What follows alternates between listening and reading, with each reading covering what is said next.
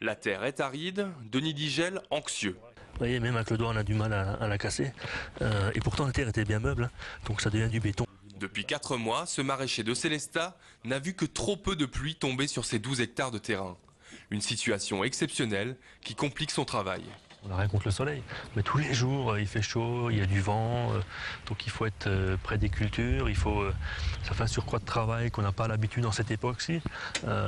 C'est vraiment des conditions très spéciales pour faire du légume. Il faut donc s'activer sans tarder, ça passe par l'irrigation bien sûr, mais aussi le binage pour casser la terre. Un coût supplémentaire pour le maraîcher, pas certain cette année de retomber sur ses pieds. Il a fait trop chaud par rapport à un printemps normal, donc ce qui fait que les bassins de production arrivent en même temps sur le marché. Il y a beaucoup d'offres sur le marché, donc les cours ils s'effondrent. On perd, par rapport à l'année dernière, je perds 60-70% sur le prix de vente, donc c'est considérable. L'agriculture française n'est pas égale face au risque de sécheresse. Denis, pas maso mais calculateur, miserait même sur une poursuite d'un temps sec. Grâce à la nappe phréatique alsacienne, plus chargée qu'ailleurs, à l'irrigation des cultures très organisée, le paysan alsacien serait plus compétitif sur un marché trop concurrentiel aujourd'hui. Arroser son champ, c'est justement la solution conseillée par les chambres d'agriculture alsaciennes.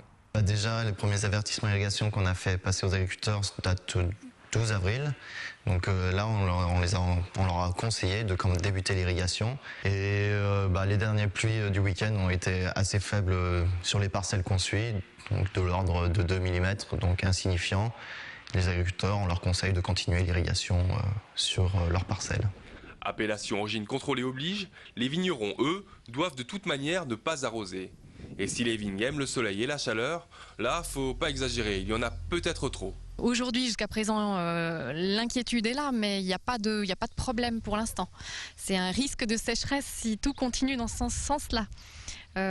Donc surtout vers la floraison, ce serait quand même dommageable si la sécheresse s'installe. Le problème d'un stress hydrique au moment de la floraison va quand même engendrer des aléas pour l'évolution de la vigne. Du coup, la seule solution, surveiller autant les pousses que le thermomètre.